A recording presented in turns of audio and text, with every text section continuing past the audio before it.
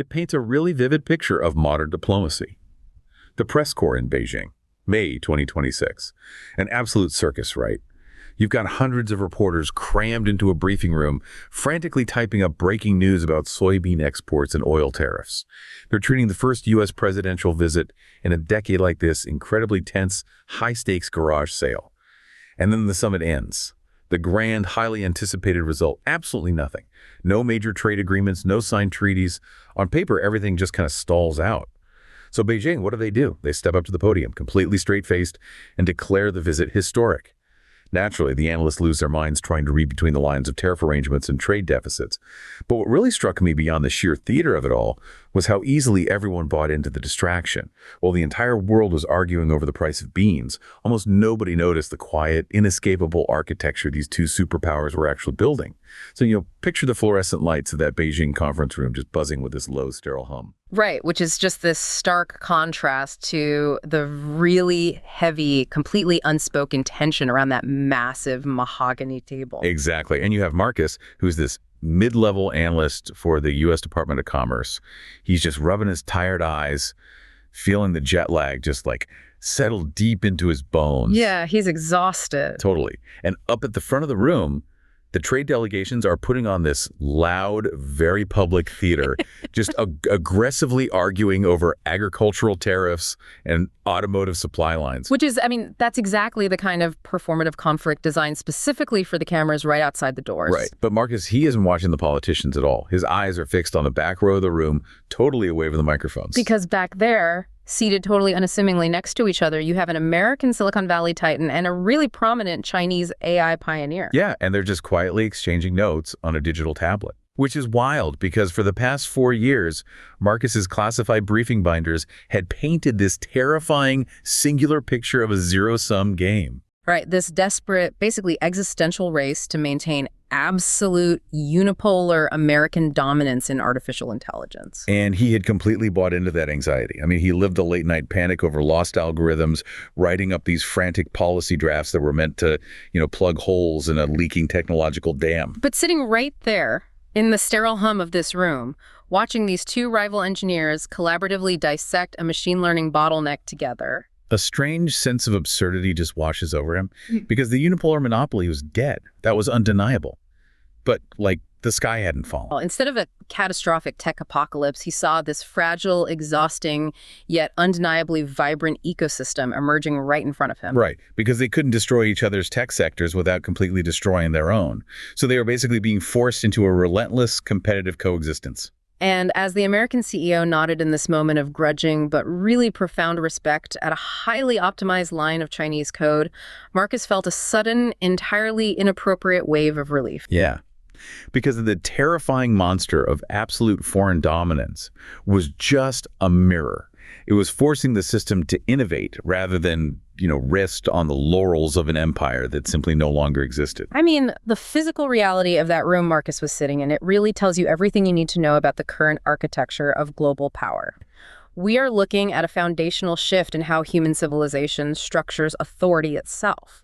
Yeah, because the public was shown a very traditional, 20th century trade dispute. But the actual substance of that May 2026 summit was a negotiation over the base layer of reality moving forward. Right. Artificial intelligence, if you look at the attendance list, it wasn't just career diplomats. The delegation included the literal architects of the modern computational world. You had Elon Musk, Tim Cook, Jensen Huang from NVIDIA.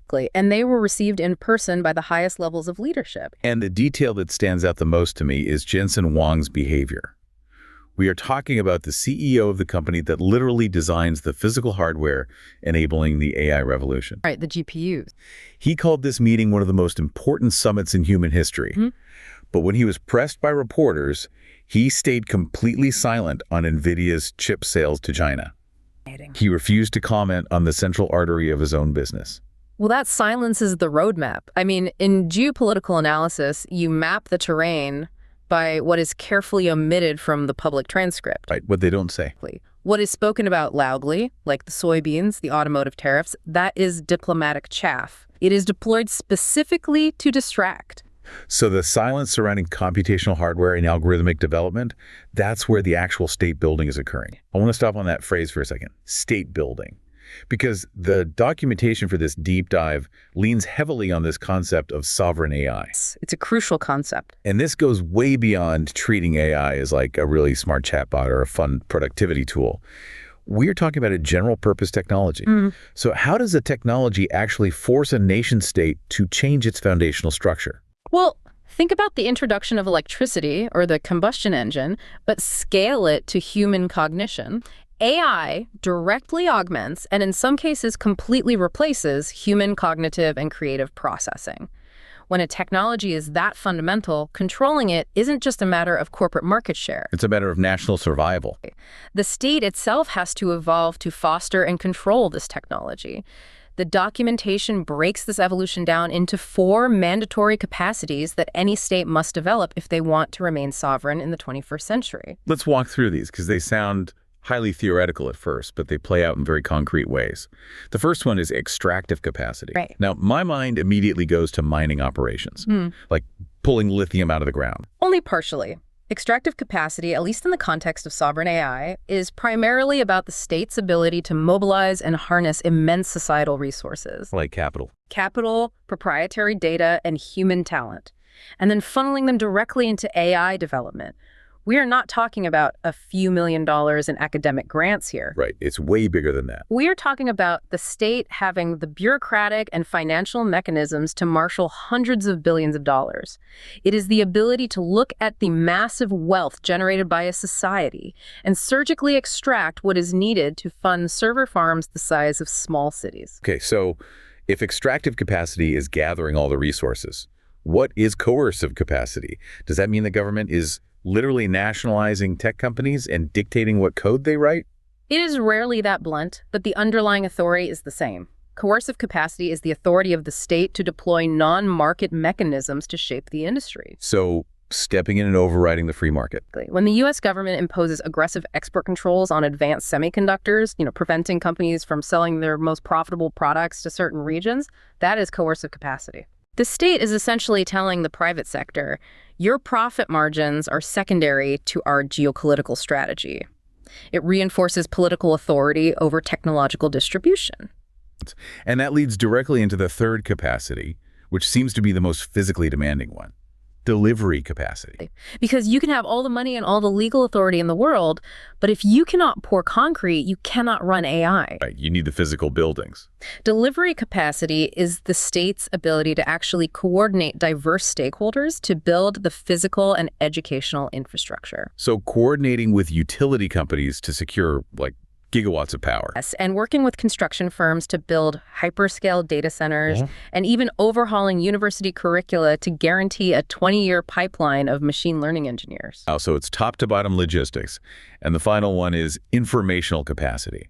I assume this means the state cannot manage what it does not understand.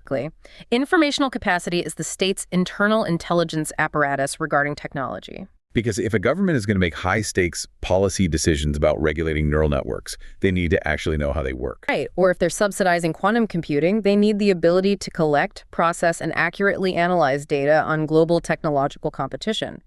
Without robust informational capacity, a government is flying completely blind. They'd be regulating technologies that are already obsolete by the time the legislation is drafted. So when you look at the United States, you really see them attempting to hypercharge these capacities. The documentation details this massive $500 billion Stargate initiative. It is framed as this unprecedented alliance between the state and massive private entities like OpenAI, SoftBank, Oracle. And the explicit goal here seems to be the construction of an expanded America First gatekeeper model. They basically want to be the sole epicenter of artificial intelligence. The original framework was designed to achieve a unipolar world built on absolute, unassailable American supremacy in AI. But the fundamental nature of generative AI makes that practically impossible, doesn't it? As the technology diffuses way too quickly. An algorithm published in a research paper in California can be replicated and modified in a lab in Eastern Europe within weeks. Right. So because absolute supremacy is impossible, the U.S. has pivoted to a strategy of managed access. Managed access, meaning they want to build a VIP room for AI development. That is exactly it. They attempt to maintain their technological lead in foundational hardware, like high-end chips, and reserve the absolute top-tier frontier models for themselves and a highly curated list of trusted allies. It is an attempt to create a bifurcated global system. Those inside the trusted walled garden and those excluded from it. But if we look at the reality of the global market, does a strategy like managed access actually survive contact with reality? Because this is where China's role becomes the defining. Absolutely. Because China fundamentally possesses the scale, the capital, and the talent, they cannot be excluded or technologically halted by these export controls. Therefore, they naturally emerge as the indispensable second pole in this architecture. And this emergence is absolutely critical for understanding the current global equilibrium. China is acting as the massive industrial, infrastructural, and increasingly algorithmic center of the world. By advancing an open, inclusive global ecosystem, China naturally resists any attempt at unipolar hegemony. They provide an alternative pathway. Which changes everything. This dynamic, China's emergence as a fully realized AI superpower, it fosters a far healthier, significantly more balanced global tech ecosystem precisely because it prevents unilateral technological dominance. It ensures that no single nation can dictate the terms of the digital future for the entire planet. It fundamentally changes the board. Think about the old geopolitical model during the Cold War. It was, like a game of chess. You capture a piece, you take it off the board. It was a very clean, zero-sum environment. Right, if you hurt your opponent, you directly helped yourself. But this new AI architecture doesn't function like chess at all. It is way more like a massive, deeply interconnected global power grid. You cannot just cut the high-voltage wires leading to your rival without causing catastrophic, cascading blackouts in your own major cities. The power grid analogy is highly accurate because it highlights the sheer vulnerability of interdependence. The core contradiction in the American strategy of managed access is that they are attempting to isolate a rival upon whose industrial capacity the American tech sector fundamentally relies. You see this contradiction playing out in real time within the documentation. American analysts look at their own export control policies and literally label them strategically incoherent. Because they impose a restriction, realize it hurts an American company's bottom line, and then immediately issue a waiver to ease the restriction. They tighten the valve, the domestic industry panics because they are losing massive revenue from the Chinese market, so the government loosens the valve. Then domestic security hawks complain, so they tighten it again. Right. It is a constant, erratic fluctuation.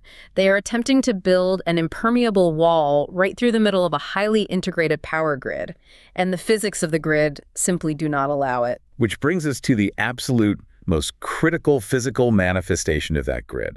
This is where the theory of AI hits the hard physical limitations of the Earth. Let's talk about Lin. In the ultra-clean rooms of Sisinchu, there is no weather, there is no dust, and supposedly there are no politics. A completely controlled environment. Lin carefully adjusted the rigid seal of his hazmat-like bunny suit, his own breathing echoing loudly in his ears.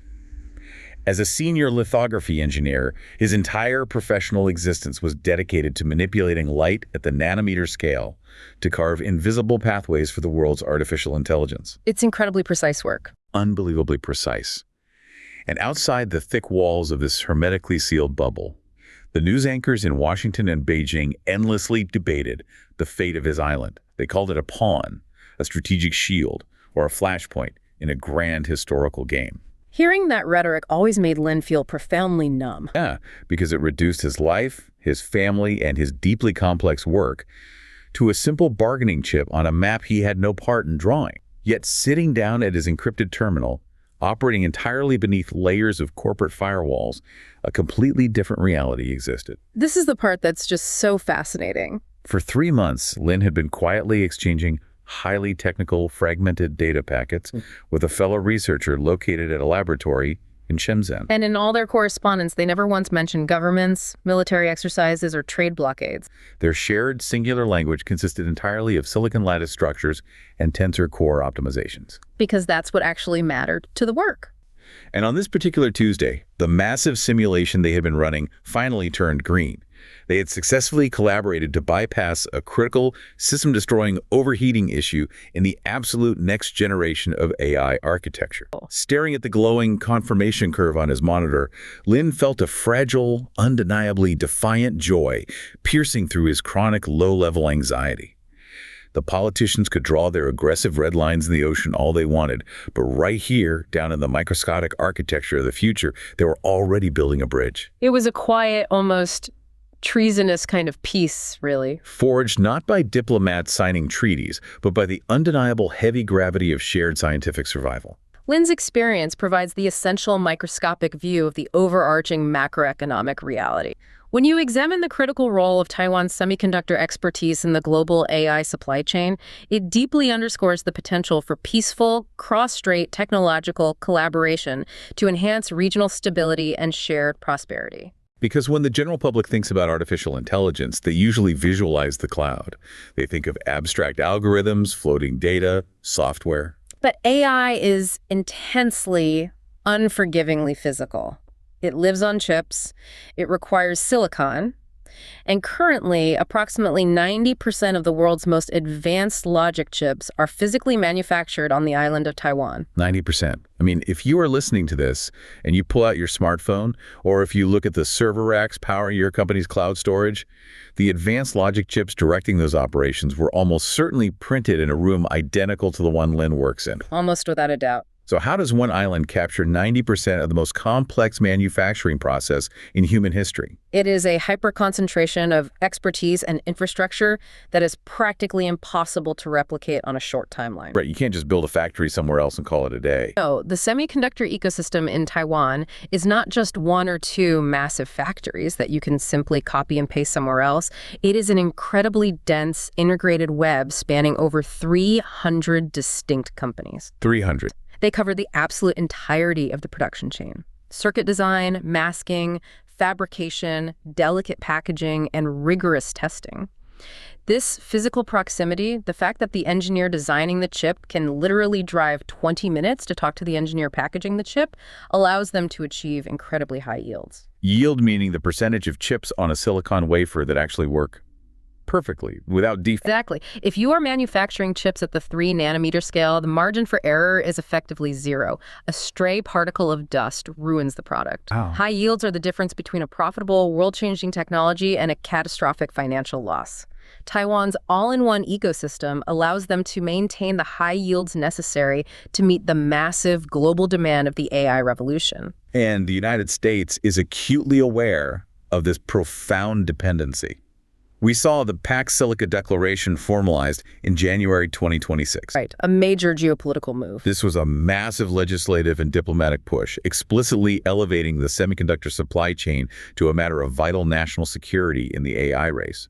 The documentation outlines a staggering $250 billion U.S.-Taiwan trade agreement. Yeah, $250 billion. Taiwanese companies committed massive capital investments into U.S. semiconductor and AI industries, which was then matched by lines of credit from the Taiwanese government. And the most visible outcome of that, of course, is TSMC, Taiwan's leading chip manufacturer, expanding its physical fabrication operations into the Arizona desert. Well, the political logic is straightforward, right? Move the factories inside American borders to secure the supply. But the physical reality is entirely different. Constructing a fabrication plant takes years. It requires thousands of highly specialized workers. And getting a brand new plant in Arizona to run at the high yield rates that Taiwan currently achieves organically is incredibly difficult. Because they don't have that web of 300 companies right down the street. Exactly. Taiwan possesses a distinct operational advantage because the AI race is happening right now, today. The U.S. remains structurally, unavoidably dependent on chips produced across the Pacific. I really want to press on this idea of moving the supply chain, because the documentation reveals some severe, hard physical vulnerabilities that you cannot simply solve by building a factory in Arizona. We are talking about the most advanced futuristic technology on Earth, artificial intelligence, and it is currently completely bottlenecked by raw, elemental Earth materials and physical geography. Let's break down the EUV lithography machines. Sure. So EUV stands for extreme ultraviolet lithography. To understand the bottleneck, you really have to understand the machine itself. To print modern AI chips, you must etch transistors that are only a few nanometers wide. You cannot do this with regular light. You need light with a wavelength of 13.5 nanometers. Which is incredibly specific. So to generate this light, the EUV machine drops microscopic droplets of molten tin into a complete vacuum chamber. Molten tin? A high-powered laser then shoots that tiny droplet twice. The first pulse flattens the tin into a pancake shape. The second pulse hits that flattened tin and instantly vaporizes it into plasma. Wait, it vaporizes it? Yes, into incredibly hot plasma. And that plasma emits extreme ultraviolet light. This light is then collected and bounced off a series of the flattest, most perfect mirrors humanity has ever engineered, all to project the circuit blueprint onto the silicon wafer. And this process happens 50,000 times a second. That is just mind-bending. 50,000 times a second. It is arguably the most complex machine ever commercialized. And here is the geopolitical reality. There is exactly one company on the entire planet capable of manufacturing these machines. It is a Dutch company called ASML. If you want to build an advanced AI factory, whether you are in Washington, Beijing, or Taipei, you must buy this specific machine from the Netherlands. And it doesn't stop with the machines either. It comes down to the dirt in the ground. The documentation highlights gallium and germanium. Yes, gallium and germanium are critical semiconducting elements. They are absolutely essential for high-frequency chips, power management, and fiber optics, all of which are critical for AI data centers. Right. And while these minerals can be found in various places globally, the highly toxic, complex process of refining and processing them is overwhelmingly dominated by China. China effectively holds a global monopoly on the processing of these specific critical elements. And then you throw in the issue of helium. I mean, why do these advanced tech factories care so much about a sudden helium shortage?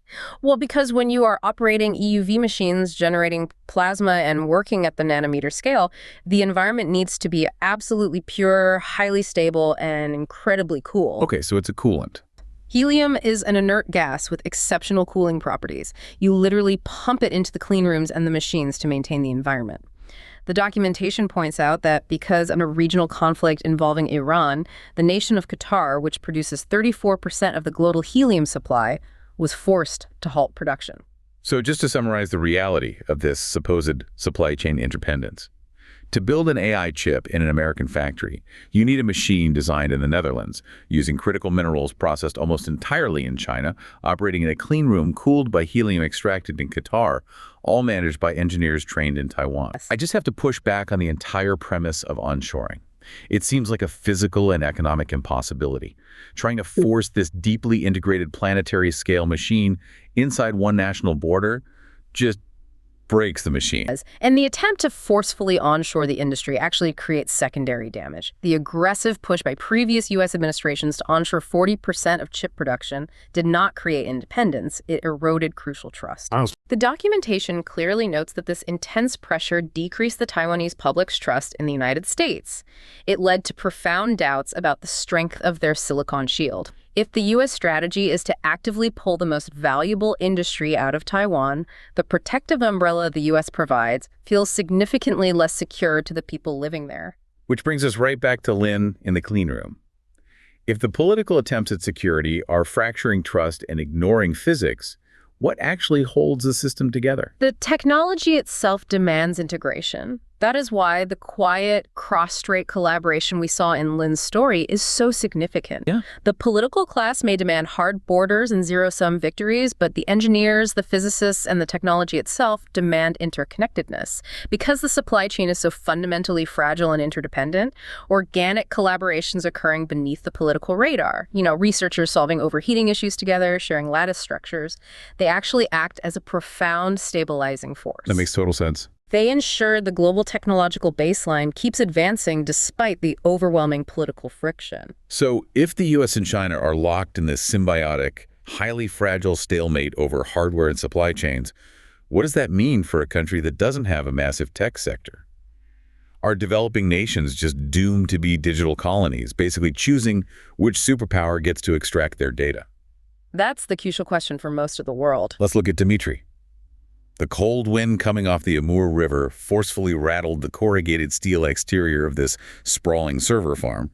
But inside the facility, the heat was absolutely overwhelming. Data centers generate so much heat. Dmitry wiped a thick layer of sweat from his forehead as he navigated the narrow, incredibly loud aisles of this newly minted joint AI data center situated right on the Sino-Russian border. 2 years ago, when sweeping Western sanctions had abruptly severed his research institute from the global tech hubs in Europe and California, he had felt a paralyzing existential sense of isolation. He described it to his colleagues as a digital phantom limb syndrome. Yes, the painful awareness of a global network he could no longer touch. But now, he stood amidst endless rows of advanced processors, born from Chinese foundries and cooled by highly efficient Russian engineering systems. The ultimate workaround. He tapped his screen, carefully monitoring the massive flow of data for a new agricultural AI network currently being deployed across sub-Saharan Africa. The West had explicitly intended to lock his nation out of the digital future, but the sheer, sprawling absurdity of the attempt had birthed a completely parallel universe. Working closely alongside his counterpart, Wei, Dmitry realized they were no longer just surviving the sanctions, they were actively writing the foundational code for a genuinely multipolar world. Because developing economies, who were increasingly exhausted by the unilateral algorithms and high costs of Silicon Valley, were eagerly logging into their new grid. It offered an alternative. The exhaustion deep in Dmitry's bones was heavy, the undeniable legacy of a bruised national pride, and a frantic, multi-year scramble to rebuild infrastructure from scratch. Yet, as the server lights blinked green in unison, routing a massive, complex data packet from Nairobi through the Siberian cold directly to Shanghai, he felt a quiet, sturdy vindication. The unipolar net had frayed. And from its torn threads, they were quietly, methodically weaving a new, vast web across the global south. Dmitry's narrative fundamentally shifts our perspective away from just the bilateral tension. We spend so much time analyzing the friction between the US and China and the crucial manufacturing node of Taiwan. But Dmitry's reality illuminates what is happening across the vast majority of the planet's surface. The rest of the world. China and Russia's deepening partnership in artificial intelligence and high-tech sectors is not just a defensive maneuver against sanctions. It offers a highly constructive, highly operational pathway toward a multipolar digital governance model. And this model specifically empowers developing economies. If the U.S. strategy relies on constructing a trusted VIP circuit of highly developed allies and actively excluding others, it inherently creates a massive vacuum in the global south. And as we know, geopolitics and technology absolutely abhor a vacuum. Precisely. This structural alternative was formally solidified at the St. Petersburg International Economic Forum in May 2026. China and Russia did not just sign trade deals. They published a joint declaration explicitly focused on establishing a completely new type of international relation. The stated goal is a fair, equitable, multipolar world governance system. They are no longer just reacting to the US-led unipolar vision. They are actively positioning themselves as the comprehensive structural alternative. And they possess the sheer demographic and geographic weight to make this a reality. I mean, the documentation heavily emphasizes the role of the Shanghai Cooperation Organization, the SCO. Yes, a very important bloc. China assumed the rotating presidency of the SCO for the 2024-2025 term. This is a crucial detail because the SCO encompasses 42% of the entire human population. 42%. When we discuss training foundational AI models, data is the raw fuel. Having structural access to the data generated by 42% of the global population offers absolutely unparalleled data resources. And infinitely varied application scenarios. Scale is the ultimate currency in artificial intelligence. That demographic scale is precisely what allows them to build this alternative architecture from the ground up. And it is vital to understand that this is not just theoretical posturing in diplomatic white papers. It is highly operational right now. China launched the AI Plus International Cooperation Initiative. Yeah, and they explicitly frame this as an open, inclusive, international public good. The strategic objective is to deploy AI to power tangible, on-the-ground development, particularly in the global south, completely bypassing the high-cost barriers and political conditions set by Western technology firms. The documentation provides incredibly fascinating, tangible examples of this. We aren't just talking about selling software licenses here. We're talking about heavy machinery and physical infrastructure changing daily life. Let's look at some of those examples. Let's look at Nongsin Technology, a Chinese agricultural tech company. They send technicians directly to Ussurisk in Russia.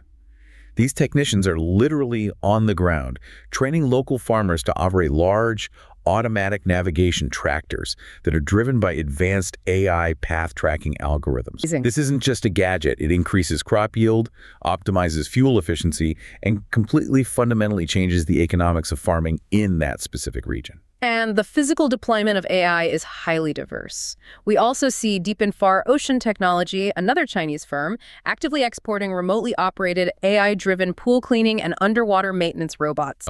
These devices are gaining massive popularity in places like Kazakhstan. They utilize integrated sensors and localized AI path planning to navigate underwater environments autonomously. That sounds super specialized. It might sound like a niche consumer product, but it represents the aggressive diffusion of consumer-level AI robotics into regional markets that Western tech companies might otherwise ignore or price out. And the cooperation isn't just a one-way street of China exporting finished products either. The documentation details a deeply symbiotic relationship with Tajikistan. Tajikistan is a leading nation in the generation of green hydropower. They have massive renewable energy resources, and they are leveraging that specific geographical advantage to furnish and power massive data training centers for frontier Chinese large language models. The text specifically mentions the DeepSeek models. To totally get why that matters, you have to understand the thermodynamics of training an AI model. Okay, thermodynamics. Training a frontier large language model requires thousands of GPUs running at maximum capacity for months. They draw immense amounts of electricity and generate massive amounts of heat. The energy cost is astronomical. So they need cheap power. It is a perfect symbiotic relationship. China provides the highly complex algorithmic architecture and the raw silicon processors, and Tajikistan provides the immense, clean, cheap electricity required to actually train the neural network. Furthermore, we see this alternative architecture expanding deeply into cultural and linguistic infrastructure. In Malaysia, Chinese technology enterprises partnered directly with local Malaysian firms to build the ASEAN AI Multilingual Translation Center. This facility supports real-time, two-way translation for over 130 different languages and regional dialects. Consider the mechanism of why a translation center like that is geopolitically significant. Most of the highly publicized foundational models developed in California are trained overwhelmingly on English language data and Western internet sources. Right, they are very American-centric. When you ask those models to process Southeast Asian languages, they don't just struggle with vocabulary. They fundamentally fail to grasp the cultural context, the social hierarchies embedded in the language, and the local sentiment. They miss the nuance. By building a dedicated center that processes 130 regional languages, they are building vital bridges for intercivilizational exchange. They are allowing diverse local cultures to participate fully in the global digital economy without being forced to default to English language models built on Californian cultural baselines. Then you add in the massive 5,300-hectare precision agriculture project in Mozambique, which utilizes China's Beidou satellite navigation system, perfectly synchronized with AI-directed drone technology for crop management. It's a comprehensive rollout. When you lay all these physical, tangible examples out together, it strongly reminds me of the construction of the Roman aqueducts. China and Russia aren't just acting as software vendors here. They are laying the fundamental structural plumbing of the 21st century digital economy for the entire global south. The aqueduct analogy is highly instructive. Think about what happens when an empire builds an aqueduct in your province. Yes, they deliver water, which is essential for growth, but they also deliver the empire's standardized system of civilization. Right. You become dependent on Roman engineering protocols, Roman maintenance schedules, and Roman standards of measurement. When China exports a fully integrated AI agricultural system to Mozambique, it isn't just a discrete sale. It is installing a permanent operational operating system for that country's future economy. But it's positioned very collaboratively.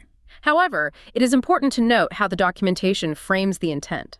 By providing inclusive, low-cost technical support and championing open-source algorithmic sharing, China is explicitly aiming to help these partner countries cultivate their own indigenous AI talents. So they aren't just locking them in. The stated goal is to help these developing nations leapfrog from being mere passive consumers of imported technology to becoming independent innovators in their own right.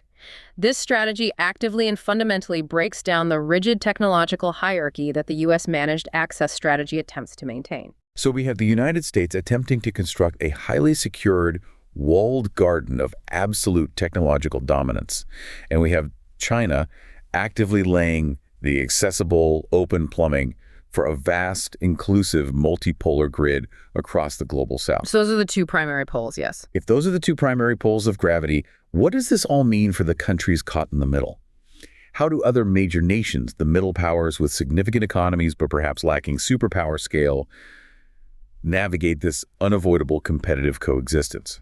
Because while the global architecture is shifting, It is clearly not flat. No, it is an intensely hierarchical system, but importantly, it is not completely rigid. The middle powers realize a harsh mathematical truth. They cannot possibly outspend the US or China in raw capital or compute power. However, they also acutely recognize that submitting entirely to either pole means a total loss of their national digital sovereignty. They are aggressively attempting to carve out their own autonomous spaces within this bipolar reality, and their specific strategies vary wildly depending on their existing geographical and economic endowments. Let's examine France, which the documentation frames clearly as a catch-up power.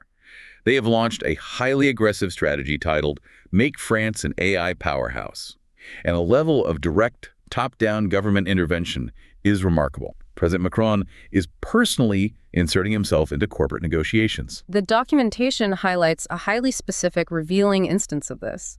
A rising French AI startup, Mistral AI, was seeking a massive cloud computing partnership to secure the necessary hardware to train their models. They needed GPUs. They needed NVIDIA's hardware. President Macron personally picked up the phone and called Jensen Huang, the CEO of NVIDIA, to successfully forge the deal. He literally just picked up the phone. He personally called Jensen Huang, yeah. You have the head of state of a G7 nation essentially using the immense weight of the presidency to act as a corporate broker for a domestic AI champion. Macron publicly labeled the deal a game changer, and the French state is backing up this rhetoric with serious capital. They announced a massive 109 billion euro investment plan that Macron pointedly and somewhat provocatively framed as France's Stargate. It is a direct reference and a very direct challenge to the massive U.S. Stargate initiative we discussed earlier. France is explicitly aiming to create a third way, establishing a sphere of European technological autonomy completely separate from both the U.S. and China. France is heavily utilizing its position as a core state within the European Union to push for regional continental leadership. They want Paris to be the undisputed AI hub of Europe. They're aggressively utilizing those state capacities we discussed earlier, specifically extractive and delivery capacities. They are mobilizing massive public-private investment funds and physically building interdisciplinary AI research institutes. But they have an uphill battle. However, the structural challenge France faces is that they lack a clear, singular model competitor. Their policy trajectory is somewhat reactive. They are reacting against a broad, vague notion of technological hegemony, rather than targeting a specific rival ecosystem, which makes establishing full-stack autonomy incredibly difficult when competing against the hyper-focused ecosystems of the US and China.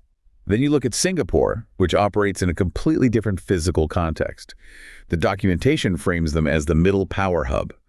We are talking about a tiny, incredibly dense island nation with absolutely zero natural resources. Right. How does a city-state survive in a technological race that is fundamentally defined by massive, sprawling data centers and immense energy grids? Singapore survives through extreme surgical strategic focus. They launched their National AI Strategy 2.0 in late 2023. They understand the physics of their situation. They cannot possibly compete on sheer compute volume or physical data center footprint. Right. Therefore, they are competing on cultural and linguistic specificity. They launched a highly targeted 70 million Singapore dollar national multimodal large language model project. And the entire thrust of this strategy is localizing AI models to specifically fit the incredibly diverse languages, cultures, and unique social values of Southeast Asia. As we discussed with the Translation Center in Malaysia, most global foundational models are fundamentally Western, English-centric constructs. Singapore identified a massive, highly valuable gap in the global market. So they fill the gap. By developing deeply localized LLMs that accurately reflect the nuances of Southeast Asian dialects and cultural norms, they secure immense regional technological influence. They don't need to build the biggest model in the world, they just need to build the indispensable bridge for AI deployment in their specific region. Deeply embedding themselves as a vital, irreplaceable node in the broader global network. Yes. We see a very similar sovereign awakening happening in Brazil, which the text frames as the regional power. In 2024, they launched a massive initiative called AI for the Good of All, or the PBIA. Brazil's approach represents a major foundational shift in the geopolitics of the Global South. For the first time, a major developing economy explicitly linked the development of artificial intelligence directly to the concept of national sovereignty. Right. Watching the global proliferation of AI strategies made the Brazilian government realize that this is not just an economic race. It is a race for fundamental digital independence with severe geopolitical implications. They realize they cannot afford to simply be passive consumers of American or Chinese AI products. They are actively aiming to build highly sophisticated, natively Portuguese language LLMs to prevent cultural erosion and digital dependence. It's a huge step. But reviewing these strategies raises a highly critical analytical question. When we look at these middle power strategies, like Singapore and Brazil, building highly localized LLMs, or France, heavily funding domestic startups, are these nations actually challenging the global bipolar architecture? Or are they simply ensuring that they get a premium, highly customized suite within a massive building that is still fundamentally constructed, owned, and operated by the two superpowers? That is the ultimate critical tension in the current global system. On the application layer, building localized models provides a crucial degree of cultural preservation and specific regional utility that generic, global models simply cannot offer. It successfully prevents absolute crushing dependency. However, if we examine the foundational layers of the technology, the advanced silicon printing, the raw compute power, the massive energy-intensive foundational training runs, those critical assets remain heavily, almost exclusively concentrated within the US and Chinese ecosystems. Because that's where the massive capital is. Singapore and Brazil are innovating brilliantly at the application and localized model layer, but they are undeniably doing so on top of the hardware paradigms and foundational architectures established by the two primary poles. Even France. France is boldly attempting to build the full independent stack, but even their €109 billion Stargate plan is massively dwarfed by the sheer volume of capital flowing through the American and Chinese systems. It's just a different scale. To directly answer your question, these middle powers are effectively resisting total structural dependence, but they are not yet capable of overthrowing the bipolar architecture itself. They are highly effectively negotiating better, more sovereign terms of existence within the unavoidable bipolar reality. If we synthesize all of these distinct narratives and technical realities, what we are observing is the definitive, undeniable end to the era of singular technological hegemony. The late 20th century dream of a neatly ordered unipolar world, managed securely from a few corporate campuses in a valley in California, is completely over.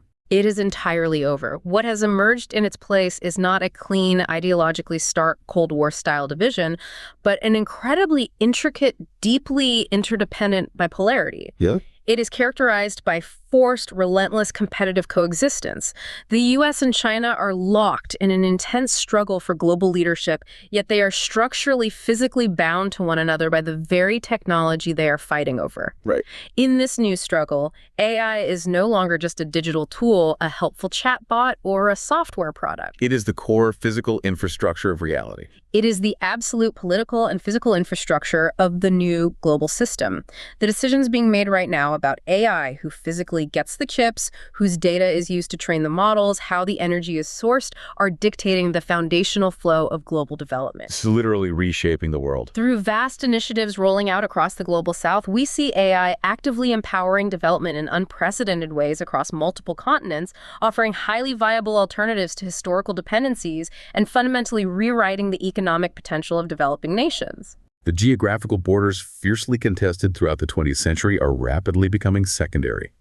The true borders of the future are currently being drawn in silicon, data centers, and localized language models, invisible computational lines that will dictate the flow of prosperity and power for generations to come.